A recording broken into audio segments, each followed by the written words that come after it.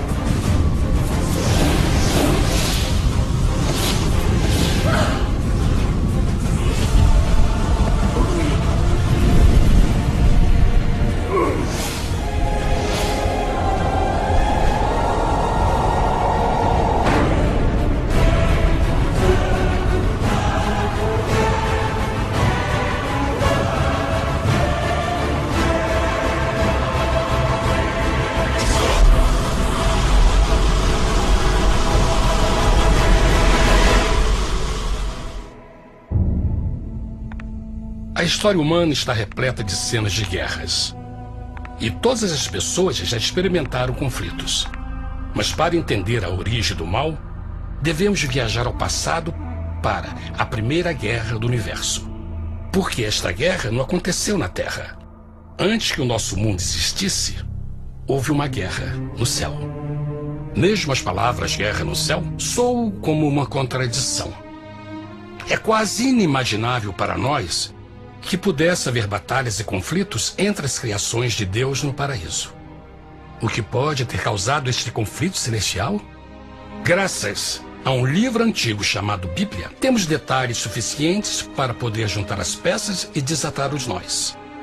Mesmo que trágica, é uma extraordinária e bela história de amor que vai desde o princípio dos tempos até tocar pessoalmente a você, a mim e a cada indivíduo na Terra.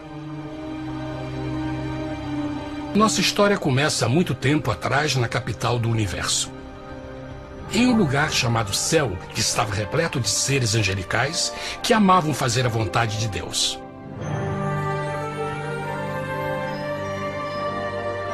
Sob o justo e amoroso governo do Criador, todo o céu desfrutava uma existência de felicidade e perfeita paz. O príncipe supremo do paraíso e comandante dos anjos era o poderoso e amoroso Filho de Deus, mais conhecido com o nome que adotou quando veio à Terra, Jesus. Ele tinha o mesmo propósito e pensamento com Deus, o Pai. O céu, sob o comando compassivo do Pai, Filho e Espírito Santo, provou ser um maravilhoso lugar de paz e alegria.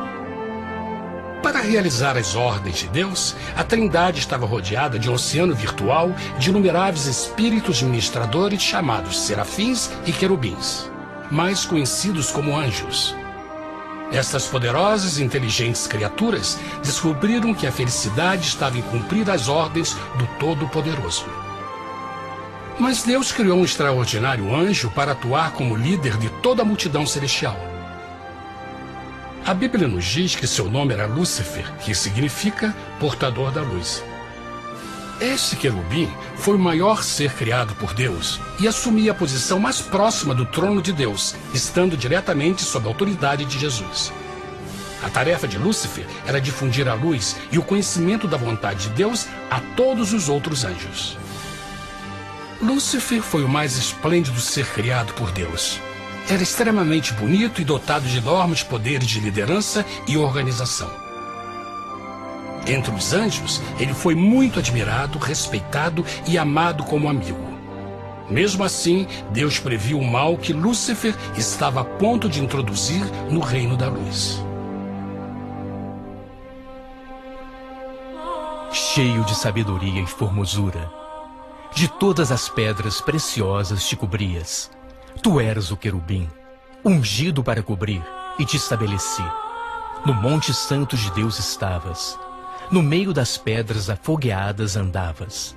Perfeito eras nos teus caminhos, desde o dia em que foste criado, até que se achou iniquidade em ti. Quando Lúcifer percebeu a sua beleza e poder, seu coração pouco a pouco começou a mudar. Permitiu que seu enfoque se afastasse de Deus e direcionou seu amor para si mesmo. Talvez nunca saberemos completamente como e porquê estas sementes de rebelião germinaram em seu coração. Mas o profeta Isaías nos dá uma visão do pensamento de Lúcifer. Como caíste desde o céu, ó estrela da manhã, filha da alva! Como foste cortado por terra, tu que debilitavas as nações! E tu dizias no teu coração: eu subirei ao céu, acima das estrelas de Deus exaltarei o meu trono. Subirei sobre as alturas das nuvens e serei semelhante ao Altíssimo. Lúcifer, aos poucos, começou a cobiçar o poder de Deus, mas não sua personalidade. Ao pensar em suas próprias habilidades e belezas extraordinárias, os perversos tentáculos do orgulho e vaidade congelaram sua mente. Este ressentimento e inveja fizeram com que ele violasse a lei sagrada de Deus e se rebelasse contra seu governo.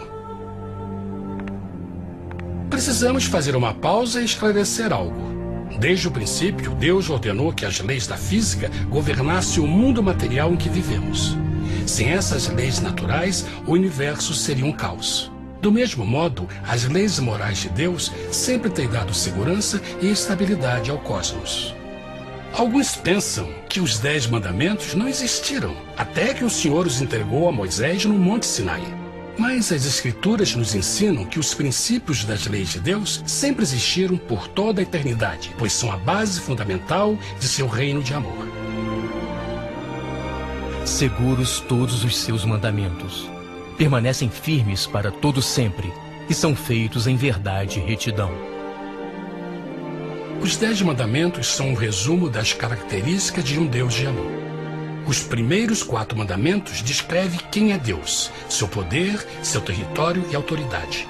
Os últimos 6 descrevem como é Deus, sua honestidade, sua pureza, sua fé.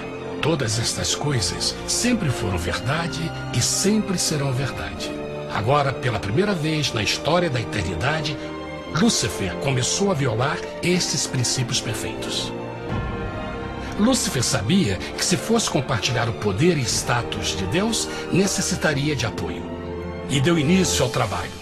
Começou sorrateiramente a circular entre os outros anjos, plantando sementes de dúvida e descontentamento a respeito da liderança de Deus, ao mesmo tempo em que, sutilmente, revelava suas próprias virtudes. Ele insinuou que Deus abusava de seu poder divino e suas leis restringiam a verdadeira liberdade e felicidade de suas criaturas. Com seu raciocínio audaz e poder de influência, Lúcifer pôde persuadir a um grande número de anjos a se unirem para seu motim. Talvez se perguntem, como tantos anjos inteligentes puderam seguir esse desertor? Bom, lembrem que até esse ponto nenhum anjo tinha escutado uma mentira. E nesse primeiro estágio da rebelião, os anjos não perceberam a obsessão de Lúcifer em assumir a posição de Deus. Não sabiam que finalmente ele planejaria a tortura e o assassinato do Filho de Deus na cruz com a intenção de ocupar o seu trono. Estranhamente, Lúcifer pensou que poderia ocultar seus verdadeiros propósitos de Deus. Ai dos que querem esconder profundamente o seu propósito do Senhor e fazem as suas obras às escuras e dizem: quem nos vê e quem nos conhece? Não pense nem por um momento que a rebelião de Lúcifer surpreendeu Deus e o pegou desprevenido. O Senhor sabe de todas as coisas e os pensamentos de suas criaturas. Ele entendia exatamente o que estava se passando pela mente de Lúcifer. E piedosamente Deus advertiu o desgarrado anjo do perigo. Mas no final, o orgulho e a vaidade não permitiram que Lúcifer se arrependesse. Então, iniciou a rebelião total contra Deus em vez da humilde obediência. Alguns podem perguntar: isso significa que Deus criou um anjo defeituoso? Não, mas ele criou Lúcifer com livre-arbítrio. Verão que o livre-arbítrio é uma coisa maravilhosa, mas também muito perigosa, incluindo o risco de uma rebelião e a possibilidade de que o amor de Deus seja rejeitado. Vejam que o amor real não pode vir de uma criatura pré-programada e não pode ser forçado, deve ser voluntariamente dado. Por exemplo, mesmo que seja bonito este cachorro robô, na verdade, nunca poderá amar-me. Posso fazer que pareça que me ame, mas só estará seguindo instruções pré-programadas. Não tem opção. Por outro lado, este pequenino está realmente feliz em ver-me. Ele decidiu dar-me seu afeto. E com o tempo, nossa relação se fará mais forte, enquanto eu ame e cuide bem dele. Do mesmo modo, um Deus de amor só quer amor verdadeiro de suas criaturas. E para que isso aconteça, elas precisam ter o livre-arbítrio. A rebelião de Lúcifer é a maior evidência de que ele tinha esta liberdade. Agora, a grande pergunta é: como Deus enfrentaria esta crise? Como lidaria com Lúcifer e com os milhões de anjos que se uniram nessa rebelião? Muitos questionam: por que Deus não acabou imediatamente com a rebelião? Afinal, ele poderia facilmente vaporizar Lúcifer com um raio. Mas isto teria solucionado o problema? Não, pelo contrário. Isso só teria intensificado as dúvidas e suspeitas que Lúcifer havia plantado na mente dos anjos. Lembrem que Lúcifer sabia, como ninguém mais, da engrenagem interna do governo de Deus. Sua destruição seria vista como parte de uma grande armação, e a razão que o motivou a servir Deus teria sido o medo da represália e não o amor. O Senhor sabia, na sua sabedoria, que a melhor forma de enfrentar a crise era permitindo que tudo seguisse o seu curso. Esta seria a única forma de se assegurar que o mal não se ergueria outra vez. Deixai crescer ambos juntos até a ceifa. E por ocasião da ceifa, direi aos ceifeiros: colhei primeiro o joio e atai-o em molhos para o queimar, mas o trigo ajuntai-o no meu celeiro. Na parábola do joio e do trigo, Jesus descreve que um tempo de crescimento é necessário para que uma planta revele sua verdadeira natureza. No seu entendimento infinito, Deus sabia que com o tempo, o caráter real de Lúcifer seria exposto e que os amargos frutos de sua rebelião seriam vistos. Até agora, os cidadãos do universo não estavam familiarizados com o pecado e até onde os levaria. Mas isso mudaria quando eles vissem por si mesmos sua terrível natureza autodestrutiva. Afinal, a sabedoria e o amor do governo de Deus seria para sempre confirmado e o universo estaria seguro. Quando Lúcifer e seus seguidores revelaram abertamente sua rebelião, o Senhor soube que não haveria paz se permitisse que eles ficassem no céu. Deveria impor um limite, entrar em ação e enfrentar os rebeldes. Mas Lúcifer e seus seguidores nunca sairiam por vontade própria ou pacificamente. O passo seguinte foi a guerra. houve batalha no céu. Miguel e os seus anjos batalhavam contra o dragão. E batalhavam o dragão e os seus anjos. Mas não prevaleceram, nem mais o seu lugar se achou nos céus. E foi precipitado o grande dragão, a antiga serpente, chamada o Diabo e Satanás, que engana todo mundo. Ele foi precipitado na terra, e os seus anjos foram lançados com ele. A Bíblia não revela exatamente que tipo de armas foram usadas durante este conflito cósmico. Mas esta guerra foi como nenhuma guerra que os olhos mortais já viram. Apocalipse 12:4 nos diz que finalmente Lúcifer e 1/3 dos anjos de Deus foram expulsos do paraíso.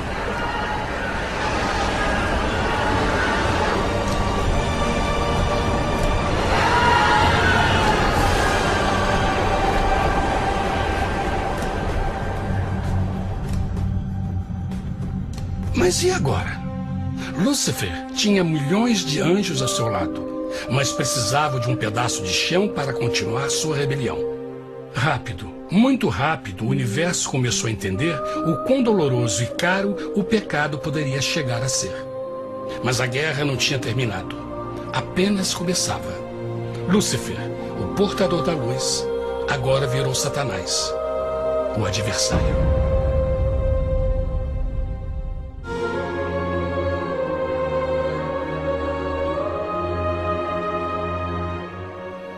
Depois da guerra no céu, Satanás e seus anjos caídos foram expulsos da corte de glória. Por um tempo, o diabo e seus demônios vagaram pelo universo buscando inutilmente mundos que se compadeceram e se uniram à sua rebelião. Enquanto isto, o coração de Deus sentia intensamente o vazio que deixou a perda de Lúcifer e seus anjos. Então o Pai, o Filho e o Espírito Santo retomaram o seu trabalho favorito, o maravilhoso trabalho da criação. Decidiram fazer um mundo novo, pleno, com muita variedade e diversas criaturas de amor. Este novo mundo seria único, porque as criaturas principais seriam feitas à imagem de Deus. Para eles, o Senhor também daria o domínio deste planeta novo, que conhecemos como Terra. No princípio, Deus criou a terra. E viu Deus tudo quanto tinha feito, e eis que era muito bom. Que imagem maravilhosa! Deus forma um novo mundo, nosso planeta, Terra. E em cada maravilhoso dia da criação, algo novo e espetacular começa a fazer parte da cena. Por exemplo, no terceiro dia, Deus falou e uma linda e exuberante vegetação fez parte da existência. Plantas de todas as cores, formas e tamanhos. No quinto dia, o mundo estava repleto de espantosas e exóticas criaturas, que podiam tanto se elevar aos céus como deslizar pelas águas azuis. E outras podiam fazer as duas coisas. No sexto dia, houve a introdução de um grande número de animais terrestres. Desde o gigante elefante até o pequeno esquilo, cada um encontrou um lugar nesse novo planeta para viver em harmonia com o resto da criação. E também no sexto dia, Deus criou o homem. E disse Deus: façamos o homem à nossa imagem, conforme a nossa semelhança. E formou o Senhor Deus o homem do pó da terra, e soprou em suas narinas o fôlego da vida, e o homem foi feito alma vivente. E plantou o Senhor Deus um jardim no Éden, do lado oriental, e pôs ali o homem que tinha formado.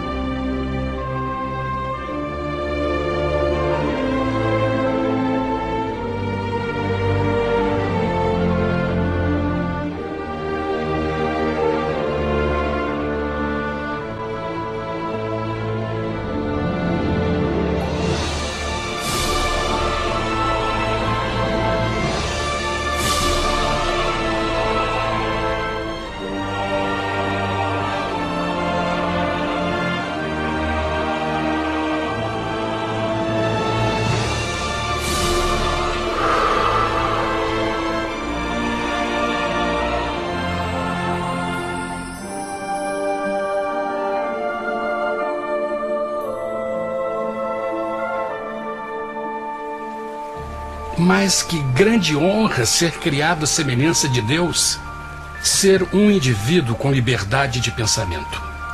No princípio, o homem não percebia a sua nudez. Provavelmente porque antes do pecado ele estava vestido de glória e luz.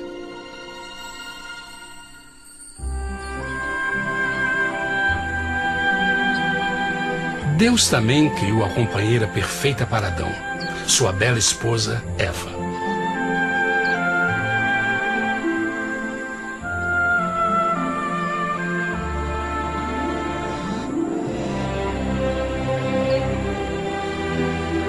O feliz casal foi colocado em um magnífico jardim perfeitamente projetado para aumentar sua felicidade. Para Adão e Eva e as outras criaturas da terra, também foi dado o privilégio divino de procriar a sua própria imagem. A intenção de Deus foi que a raça humana tivesse domínio sobre este paraíso perfeito para sempre.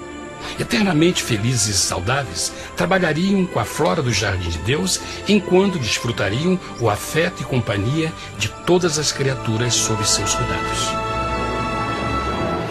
O ambiente que nossos primeiros antepassados experimentaram foi muito diferente do mundo de hoje. As rosas não tinham espinhos, os insetos não mordiam nem picavam, e os leões e as ovelhas brincavam juntos. Mas a grande bênção era os humanos viverem em perfeita harmonia com seu Criador. A cada 7 dias, Adão e Eva descansavam de seu prazeroso trabalho e gozavam de uma comunhão com a visita de seu Criador. Era um mundo esplêndido e maravilhoso. E esse estado de felicidade teria continuado eternamente se nossos primeiros parentes tivessem mostrado fidelidade com uma simples prova. Mas da árvore do conhecimento do bem e do mal, dela não comerás, porque no dia em que dela comeres, certamente morrerás. Visto que o adversário havia contaminado o universo com sua rebelião, o Senhor viu a necessidade de uma simples prova de amor e lealdade. Lembrem que os anjos bons acabaram de ver 1/3 de seus amigos serem expulsos do céu durante a guerra. Como estariam seguros de que esses novos humanos não se uniriam a Lúcifer e causariam problemas? Então o Senhor plantou uma árvore no jardim, uma árvore cujo fruto não deveria ser comido sob pena de morte.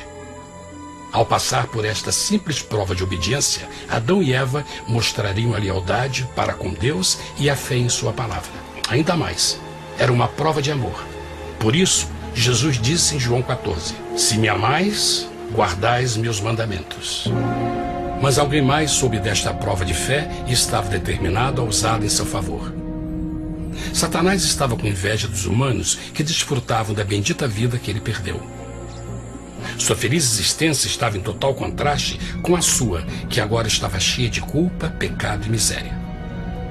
Com ressentimento e raiva, não estava disposto a deixar o casal em paz, pois o pecado sempre buscará arrastar a outros consigo.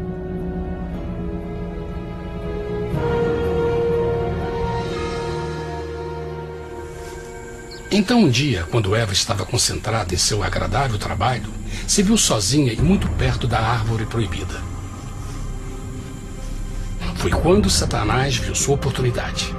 Através de uma serpente hipnotizante, o anjo caído chamou Eva até a árvore e a envolveu em uma conversação.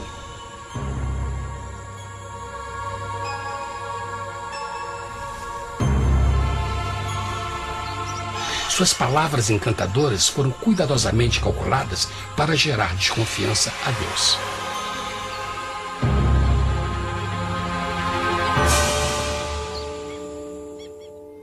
A serpente replicou à mulher, de modo algum morrereis. Deus sabe que no dia em que dele comerdes, vossos olhos se abrirão, e sereis como Deus, conhecedores do bem e do mal. A mulher notou que a árvore era boa para comer, pois era atraente aos olhos e desejável para alcançar sabedoria. Colheu o seu fruto e comeu. Deu também ao seu marido, que comeu assim como ela. Tragicamente, quando Eva escutou a suave e sedutora voz do tentador, começou a ter certas dúvidas da palavra de Deus. A serpente enganou-o com a promessa de grande poder e sabedoria. Isso chamou sua atenção. Além disso, aparentemente um fruto deu à serpente a habilidade de falar. Que outros poderes poderia dar a ela? E mesmo tendo acabado de conhecer a serpente, ela confiou em sua palavra acima da de Deus, quem a criou, e lhe deu um paraíso para viver. Então Eva comeu o fruto proibido e convenceu seu esposo a fazer o mesmo. Adão poderia ter escolhido ser fiel a Deus, mas colocou seu amor pela esposa acima do seu amor por Deus. Quando os nossos primeiros parentes mostraram lealdade ao inimigo, o domínio da terra foi tomado por Satanás. Não sabeis que, vos oferecendo a alguém para lhe obedecer, vos tornais escravos daquele a quem obedeceis? Ninguém pode servir a dois senhores. Este mundo agora seria o último campo de batalha entre o bem e o mal, e o coração de cada homem e mulher seria o prêmio. Adão e Eva não se deram conta desse tempo, mas seu momento de desconfiança e desafio abriria as comportas do sofrimento de milhões de pessoas durante milhares de anos.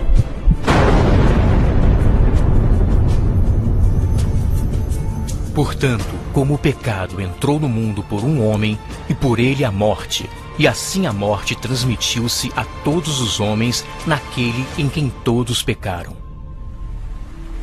Nossos primeiros parentes logo enfrentaram o terrível resultado de seu pecado.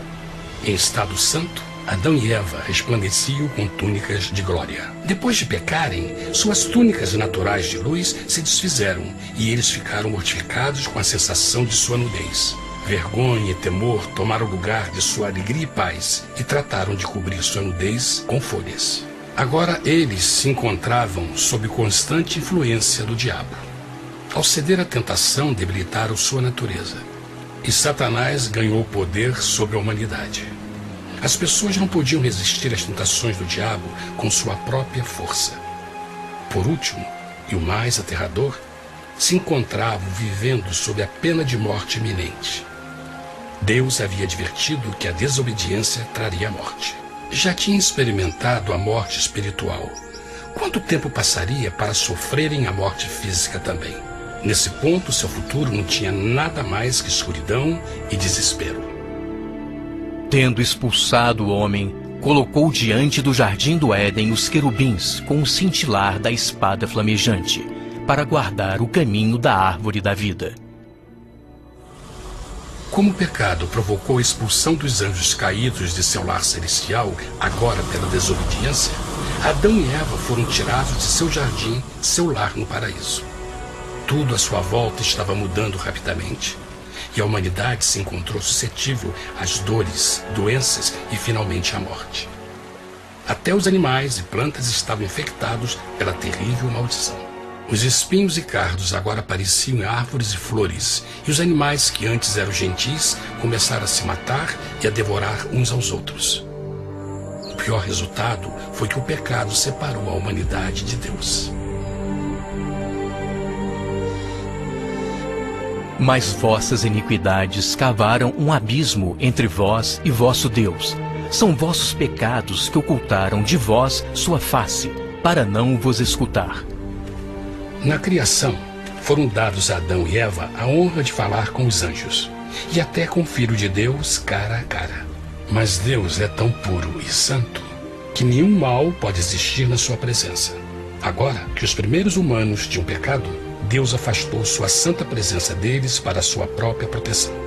O pecado tinha queimado uma parte da alma do homem que já não podia ver a dimensão espiritual. Deste momento em diante, a comunicação com o céu seria limitada. Mesmo com todas estas maldições caindo sobre Adão e Eva, o coração do Senhor se encheu de compaixão. A lei que haviam violado não poderia ser alterada para salvá-los, pois é tão sagrada e imutável como Deus mesmo. O Senhor sabia que havia só uma maneira na qual o homem podia se redimir. Então um plano foi revelado, nascido do fundo do coração de Deus. Um plano para salvar o homem de seu encontro com a morte eterna e restaurar tudo que estava perdido com o pecado. Seria de grande intensidade, alcance e poder, mas seria um plano que também implicaria num enorme sacrifício. O amor de Deus para conosco se manifestou por ter enviado ao mundo seu Filho unigênito, a fim de vivermos por ele. Nisso consiste o amor, não em termos nos amado a Deus, mas em ele nos ter amado e enviado seu Filho para se sacrificar por nossos pecados. As Escrituras claramente ensinam em Romanos 6:23, o custo do pecado é a morte. A lei violada demandava a vida do pecador e só tinha um em todo o universo qualificado como substituto da humanidade. O Criador só podia pagar a dívida de suas criaturas tomando seu lugar. Então Jesus Cristo, o Filho de Deus, concordou em deixar a pureza, glória e segurança do céu. Ele viria para morrer em nome do homem em seu malvado e renegado planeta. Ele nasceria como um inocente e indefeso bebê, suportaria uma vida de dor e vergonha e mesmo assim viveria uma perfeita e vitoriosa vida. Finalmente, ele teria uma morte humilhante para poder ser o substituto da humanidade caída. Por seu sacrifício, a humanidade incrivelmente receberia uma nova oportunidade de ter a vida eterna. Seu sangue seria o resgate para um mundo raptado por Satanás. Este maravilhoso plano de redenção foi graficamente ilustrado no sistema de sacrifício de animais ordenado por Deus depois da queda do homem. O Senhor tinha avisado Adão e Eva que iriam morrer no dia em que comessem do fruto proibido. E como que permaneceram vivos? A Bíblia nos diz que imediatamente depois do pecado, Deus providenciou roupas na forma de peles de animais. É bom notar que o Apocalipse se refere a Jesus Cristo como a ovelha que foi morta desde o princípio do mundo. Isto indica que uma ovelha foi sacrificada no mesmo dia para prevenir suas mortes imediatas. Pela fé, neste sacrifício, suas mortes foram simbolicamente transferidas deles para a criatura inocente. A ovelha certamente era a representação de Jesus. Assim, um raio de esperança foi dado em uma situação de escuridão e desespero. Através do arrependimento e a fé no sangue do Messias, qualquer humano poderia uma vez mais ser filho de Deus. Mas mesmo com este grande plano para a humanidade, Satanás ainda tinha o domínio da terra. E a vida na terra não estava fácil. No mundo haveis de ter aflição, mas coragem, pois eu venci o mundo. Naturalmente, muitos se perguntam, como um Deus amoroso e poderoso permite dores e sofrimentos no nosso mundo atual? Mas está claro desde o Gênesis que Deus nunca quis que nós tivéssemos o conhecimento da dor dessa vida. Quando o mundo saiu das mãos de Deus, a terra era um maravilhoso paraíso. Foi o pecado de Adão e Eva que deu a Satanás o direito de assumir o controle deste planeta. Devido à sua trágica eleição, o diabo e seus súditos ganharam o poder de tentar e atormentar os humanos, introduzindo a doença, a dor e o sofrimento.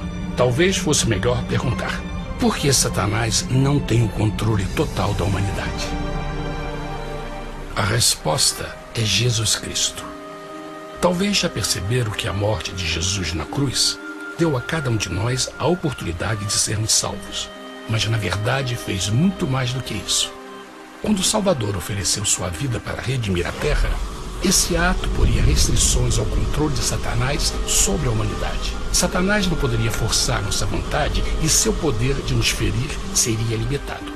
O sacrifício de Cristo também nos trouxe um tempo de prova, durante o qual poderíamos ver a diferença entre o governo de Deus e o de Satanás, e então decidir a quem servir. Finalmente, pelo sacrifício que fez Jesus, o reino de Satanás chegará ao seu final, e um dia a terra será devolvida ao homem mais maravilhosa do que era no princípio. Mesmo Adão e Eva tendo começado suas vidas como exilados do paraíso, ainda tinham esperança. Deus providenciou peles de animais sacrificados para se cobrirem. Mas o mais importante, ele prometeu o sangue do Cordeiro de Deus para pagar por seu pecado, se aceitassem Cristo e se arrependessem. Uma grande pergunta permanece: as pessoas aceitaria o grande presente de Deus? Como escaparemos se agora desprezarmos a mensagem tão sublime da salvação? A incrível história que acabaram de escutar é verdade e afeta vocês. Pois, pelo desejo de Satanás de ser Deus e a desconfiança e desobediência de Adão e Eva, todos nós nos encontramos em uma situação perigosa. De um lado, a humanidade foi grandemente favorecida por Deus com uma segunda chance de recuperar nosso lugar no Éden. Por outro lado, se nós desistirmos de aproveitar esta grande chance, nos tornaremos escravos de Satanás e finalmente seremos destruídos quando Deus limpar o universo do pecado. Amigos, não há melhor hora de fazer sua escolha por Jesus do que agora mesmo. Nenhum de nós sabe quanto tempo mais teremos que viver nesta terra. Jesus nos tem mostrado grande interesse no seu bem-estar e seu amor por vocês o levou a providenciar uma maneira de escaparmos de uma futura destruição. Ele quer que você o aceite e se arrependa de seus pecados. Através de Cristo, pode encontrar o perdão para tornar-se como Ele em caráter. A triste notícia é que Satanás atua de todas as formas possíveis para evitar que aceite o presente da salvação de Deus. Devido à nossa rotina da vida, o amor ao dinheiro ou alguma outra distração fascinante, ele trabalha para manter a todos ocupados e afastados do que, na realidade, mais importa, sua salvação eterna. Para que entendam a realidade da situação e que se você não escolhe a Jesus por omissão, está escolhendo a Satanás. Mesmo que a terrível escolha de Adão e Eva nos traga morte e miséria, vocês agora podem tomar uma melhor decisão. Deus está oferecendo uma paz que satisfaz o anseio mais profundo de sua alma e uma alegria que não encontrará nas atribulações deste mundo. O desejo que tem o coração de Deus é que seja salvo e esteja com Ele no paraíso. Mas o único que pode mantê-lo fora do céu é você. Imagine a tragédia que seria se você recusasse este precioso presente. Você pode decidir hoje e aceitar a salvação que Deus prometeu. Na verdade, nesse momento, pode aceitar a vida eterna através de Jesus Cristo. Posso convidá-lo para que acompanhe agora mesmo em uma simples oração, aceitando sua maravilhosa oferta? Por favor, repita depois de mim. Querido Pai Celestial, venho a Ti agora e humildemente pedir Teu perdão. Senhor, confesso que sou um pecador e violei Tua santa lei. Entendo que a pena por esse pecado é a morte. Acredito que Jesus Cristo sofreu e morreu na cruz para receber o castigo por todos os nossos pecados. Acredito que Jesus ressuscitou e eu o aceito como meu Salvador pessoal. A partir deste momento em diante, Te dou o meu coração e eu o aceito como o Senhor da minha vida. Por favor, perdoa todos os meus pecados e envia Teu Espírito para ajudar-me a fazer a Tua vontade. Te agradeço por Teu grande amor e aceito Teu presente da vida eterna. E eu oro tudo isso em nome de Jesus. Amém.